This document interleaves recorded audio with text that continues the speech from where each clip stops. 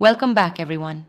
Today, we're engaging with a topic that's stirring up a lot of debate: IAEA Chief Rafael Grossi's desperate appeal to Iran, urging them to let him and his weapons inspectors access nuclear sites. Yeah, it's a remarkable situation. So, how do you see Grossi's plea in the grand scheme of international oversight? Well, basically, Grossi is making an almost desperate call for Iran to Right. cooperate. He's emphasizing the need to stick to international treaties and ensure transparency. But there's a real tension here because, on one hand, you have that appeal for rule following, and on the other, there's some explosive claims out there. Explosive claims? You mean like the ones where the US and Israel assert that Iran's nuclear facilities were completely obliterated? Exactly. Those claims add a whole other layer of complexity. On one side, you've got Grossi urging Iran to allow inspections to verify compliance, while on the other, geopolitical heavyweights are making dramatic assertions about the state of those facilities. Yeah, that contrast is striking. So, is Grossi's approach then trying to uphold international law in a way that highlights the inconsistencies within it? Spot on. It's almost as if Grossi is not just asking for access, but he's also indirectly questioning whether these international laws are applied fairly. There's this underlying message: why should these rules only work for some nations and not for others? That's really interesting. And how does the narrative of obliterated facilities play into this?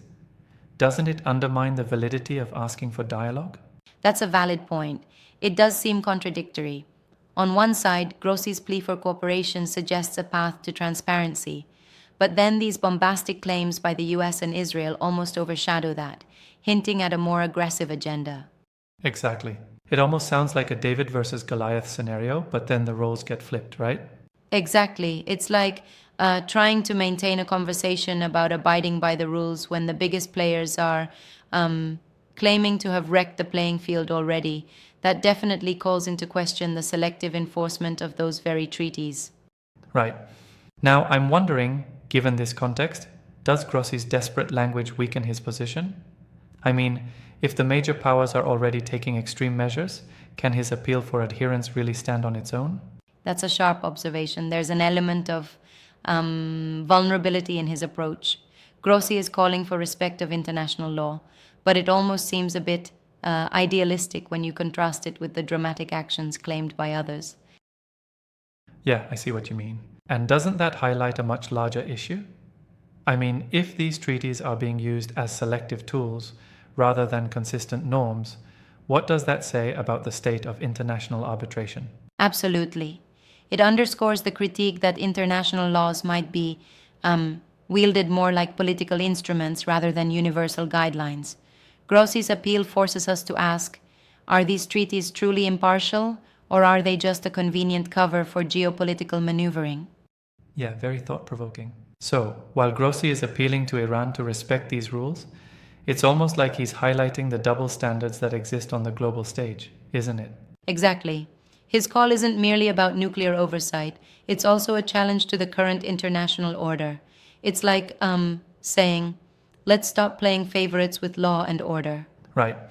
That makes me think, how do you reconcile the urgency in Grossi's tone with the broader implications of a possibly biased legal framework?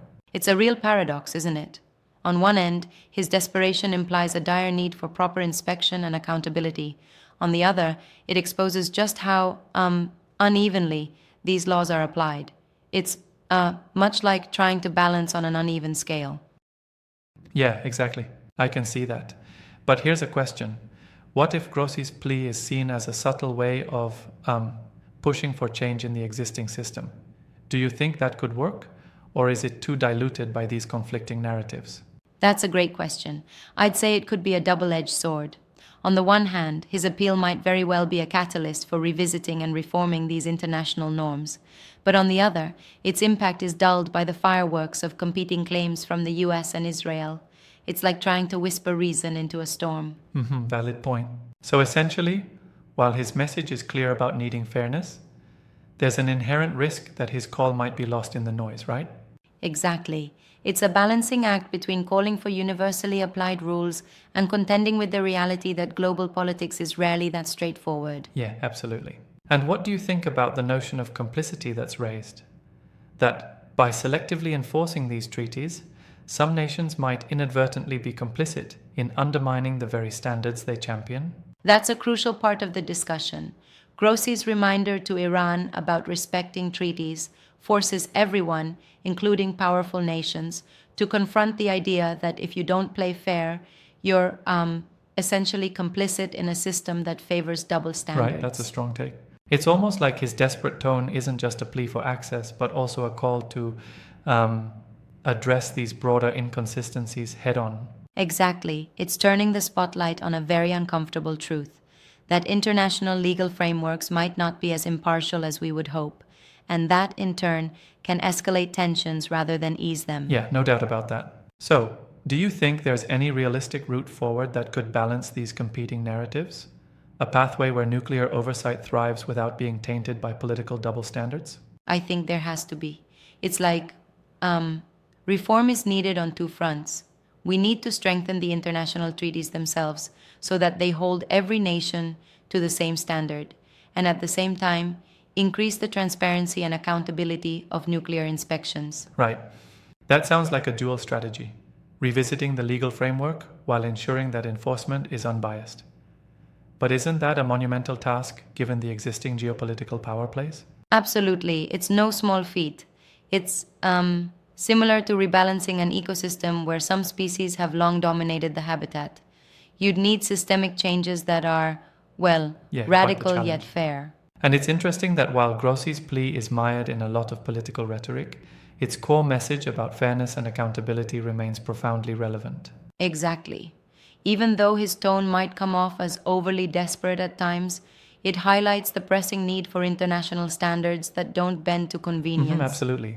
I have to ask, though, if the system remains as it is, aren't we at risk of normalizing double standards? That, in the long run, could weaken the very idea of global nuclear oversight. Wouldn't you agree? I do agree. It's like if the rules keep changing based on who's in power, eventually the whole notion of a mutually trusted framework will crumble. Grossi's call, desperate as it may be, should ideally be a wake-up call to all parties involved. Yeah, very much so. This makes the discussion so much more layered than just reactor inspections or diplomatic appeals. It's about the credibility of international law in a world of competing interests. Right you are. And it's a stark reminder that while nuclear capabilities and oversight are technical issues, they're deeply intertwined with politics and power. It's the classic tension between idealism and real politics. Exactly.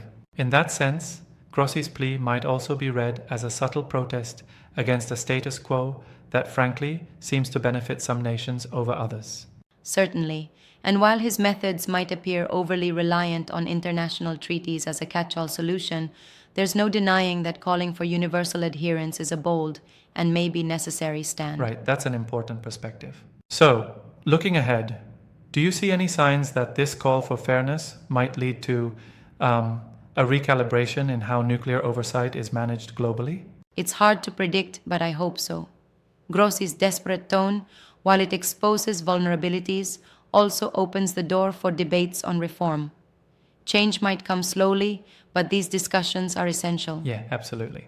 It feels like we're at a crossroads, where maintaining the old order means accepting double standards, or risking a more uncertain, but perhaps more balanced future. Exactly. And regardless of which path is chosen, this situation certainly reminds us that real change in international relations, especially regarding something as critical as nuclear oversight, requires rethinking the whole system. Right. Thanks for this in-depth look. It's a reminder that beneath the urgent appeals and dramatic claims, there are layers of complexity about fairness, power, and accountability driving these issues. Indeed, it's a multifaceted challenge, full of urgent questions and demanding reforms. Until next time, let's keep these discussions going.